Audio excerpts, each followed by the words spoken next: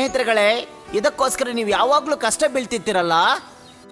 ಸ್ನೇಹಿತರುಗಳೇ, ಇದಕ್ಕೋಸ್ಕರ ನೀವು ಯಾವಾಗ್ಲೂ ಕಷ್ಟ ಬೀಳ್ತಿರ್ತೀರಲ್ಲ. ನಿಮಗೆ ವಿಶ್ರಾಂತಿ ಮಾಡುವ ಅವಶ್ಯಕತೆ ಇಲ್ಲವಾ? ಇಲ್ಲಿ ನೋಡು ಗೆಳೆಯ, ವಿಶ್ರಾಂತಿ ಇಲ್ಲೇ ಕೆಲಸ ಮಾಡ್ತಿದೀವಿ ಅಂದ್ರೆ ಮಳೆಗಾಲ ಬೇಸಿಗೆಗಾಲ ಬಂದಾಗ ಅದ್ರ ತಕ್ಕ ಊಟ ಸಿಗುತ್ತೆ. ಈ ಜೀವ ಇರುವುದೇ ಸಂತೋಷವಾಗಿರಕ್ಕೆ.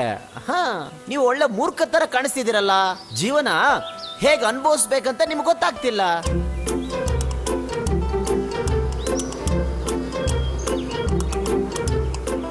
ಇಲ್ಲಿ ನೋಡಿ ಸ್ನೇಹಿತರೆ, ಆಗ ಸಿಕ್ಕಿದ್ದನ್ನ ಆಗಲೇ ತಿಂದು ಎಂಜಾಯ್ ಮಾಡಬೇಕು ಸ್ನೇಹಿತರೆ. ಈ ತರ ಕೂಡಿಟ್ಟಿರೋದ್ರಿಂದ ಏನು ಪ್ರಯೋಜನ ಹೇಳಿ ಸ್ನೇಹಿತರೆ?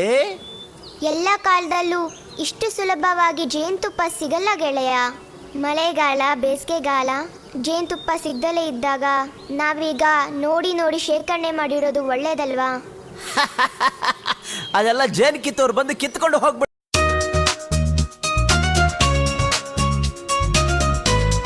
ನಿಂದ ಈ ಹಸುವನ್ನು ತಡೆಯಕ್ಕಾಗ್ತಾ ಇಲ್ಲ. ನೀವು ನನಗೇನಾದ್ರೂ ಆಹಾರನ ಕೊಡಕ್ಕಾಗುತ್ತಾ? ನಾವು ಕಷ್ಟಪಟ್ಟು ಸೇರಿಸಿರೋ ಜೇನು ಸ್ವಲ್ಪ ಮಾತ್ರ ಇದೆ ನಮ್ಮ ಹತ್ರ, ಜಾಸ್ತಿ ಇಲ್ಲ. ಅದು ನಮ್ಗೆ ಸಾಕಾಗಲ್ಲ. ನೀನು ಹಾಡಾಡ್ಕೊಂಡು ಯಾವಾಗ್ಲೂ ಹಂಗೆ ಇಡ್ತೀಯಲ್ವಾ? ಅದೇ ತರ ಹಾಡು ಹೇಳ್ತಾ ಇರು, ಹಸುವೆಲ್ಲ ಹೊಟ್ಟೋಗತ್ರೆ. ಜೀವನನ ಎಂಜಾಯ್ ಮಾಡಪ್ಪ.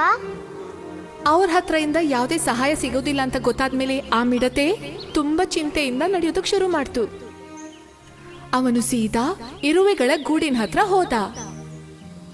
ಸ್ನೇಹಿತರೆ, ನನಗೆ ತುಂಬಾ ಹೊಟ್ಟೆ ಹಸುವಾಗ್ತಿದೆ, ತಿನ್ನಕ್ಕೇನಾದ್ರೂ ಇದೆಯಾ? ನೀವು ತಿನ್ನುವ ಆಹಾರ ನನಗೂ ಕೊಟ್ಟು ಸ್ವಲ್ಪ ಪುಣ್ಯ ಕಟ್ಕೊಳ್ಳಿ. ಸರಿ ಸರಿ, ನಿನಗೆ ಸ್ವಲ್ಪ ಆಹಾರ ಕೊಡ್ತೀವಿ. ನಿನ್ನ ಈ ಪರಿಸ್ಥಿತಿ ನೋಡ್ತಿದ್ರೆ ನಿಮಗೆ ನಾನು ಸಹಾಯ ಮಾಡ್ತೀನಿ. ಇನ್ಮೇಲಾದ್ರೂ ನೀನು ಇದರಿಂದ ಸರಿಯಾಗಿ ಪಾಠ ಕಲಿಬೇಕು. ಏನು ಅರ್ಥ ಆಯ್ತಾ?